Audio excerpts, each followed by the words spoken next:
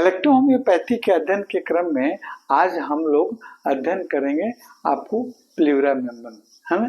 ये आपको लंग्स को कवर करने वाली प्लूरा मेम्ब्रेन, जिसको हम सीरस मेम्ब्रेन भी कहते हैं, है ना। तो सीरस मेम्ब्रेन क्या होता है ना। इस पर हमने आपको एक वीडियो यूट्यूब पर डॉक्टर राजीव नैन के नाम से चैनल है, उसको सर्च कीजिए और फिर यूट्यूब पर देखिए कि सीरस मेम्ब्रेन क्या होता है ना। तो ये सीरस मेम्ब्रेन जो है आपको एक तरह की झिल्ली होती है ना, पारदर्शी झिल्ली होती है ना, जो आपको प्लूरा मेम्ब्रेन का ही भाग होता है ना। ये सीरस मेम्ब्रेन दो लेयर की बनी होती है, पेराइटल लेयर और आपको विसरल लेयर, है ना। तो पेराइटल लेयर क्या है? तो पेराइटल लेयर ये आपको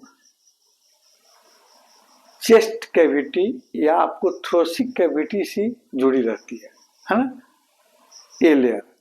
और आपको विसरल लेयर क्या होता है? यह फेफड़े से डायरेक्ट चिपकी रहती है ना। ये विसरल लेयर जो है फेफड़े से, लंग से डायरेक्ट इस पर चिपकी रहती है, और पेराइटल लेयर जो है हमारे थ्रोसिक कैविटी से चिपकी रहती है।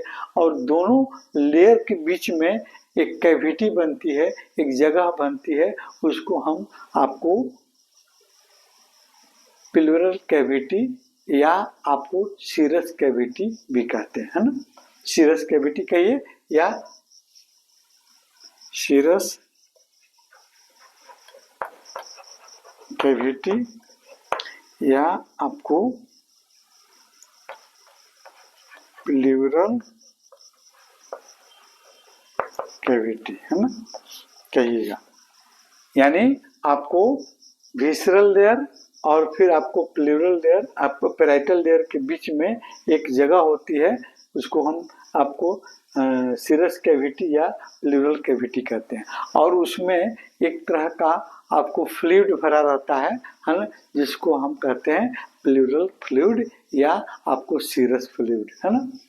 ये दोनों कैविटी के बीच में क्या रहता है? ये आपको सीरस फ्लूइड या आपको प्लूरल फ्लूइड, है ना। और यही आपको सीरस फ्लूइड जो है हमारे आपको लंग्स को सुरक्षा प्रदान करता है, अन्य ऑर्गन से रगड़ नहीं हो।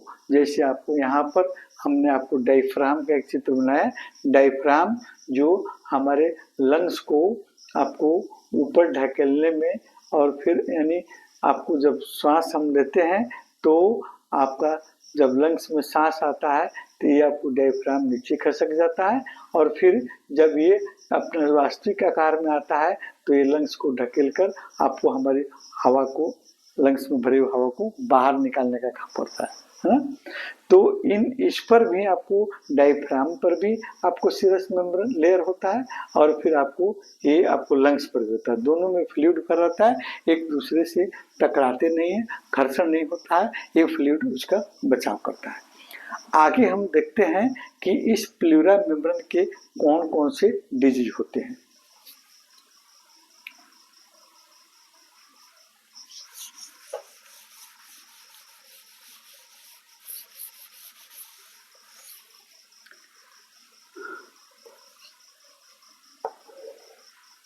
Disease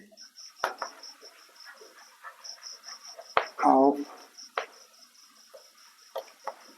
pleura membrane. एक सबसे पहला डिजीज होता है जिसको हम प्लूरेसी कहते हैं, प्लूरेसी, है ना। प्लूरेसी या आपको प्लूराइटिस, है ना, या प्लूराइटिस, प्लूराइटिस, है ना। ये डिजीज का नाम है।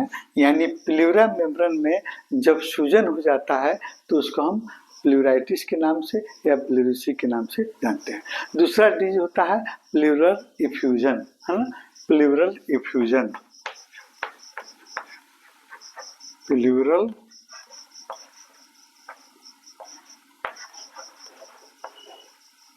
इफ्यूजन, यानी प्लूरा मेम्ब्रेन में जो आपको लिक्विड भरा रहता है, मतलब फ्लूइड भरा रहता है, वो आवश्यकता से अधिक जब जमा हो जाता है तो उसको हम आपको प्लूरल इफ्यूजन आपको कहते हैं। यानी प्लूरल कैविटी में जो लिक्विड प्लूरल फ्लूइड जो जमा रहता है वो आवश्यकता से अधिक जब जमा होता है तो उसको हम प्लूरल इफ्यूजन के नाम से जानते हैं। और तीसरे नंबर की डिजीज होती है आपको न्यूमोथोरेक्स, है ना, न्यूमोथोरेक्स।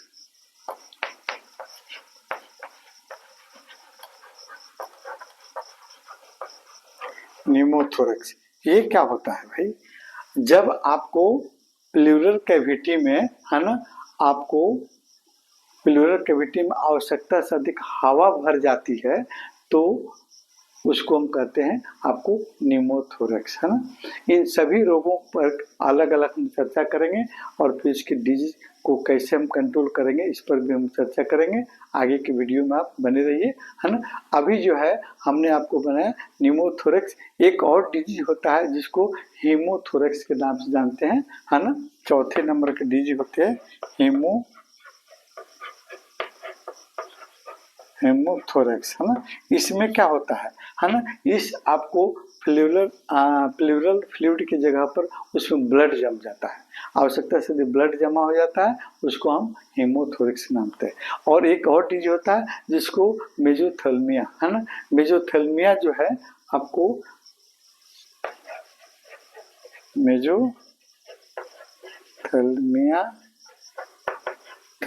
मेजोथेल्मा ये जो है आपको प्लूरल कैविटी में जब आपको कैंसर हो जाता है तो उसको हम कहते हैं आपको इस डिजीज का नाम देते हैं प्लूरल कैविटी का कैंसर होना, आपको मेजोथेल्मा, है ना, ये डिजीज के नाम से।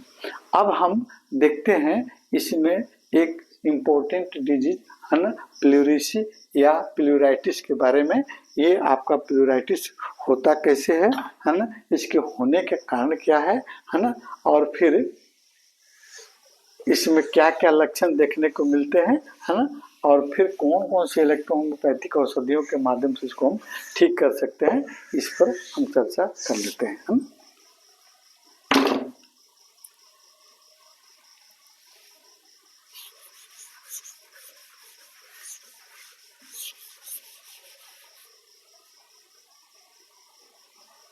इसकी चर्चा हम लोग अगले वीडियो में करेंगे।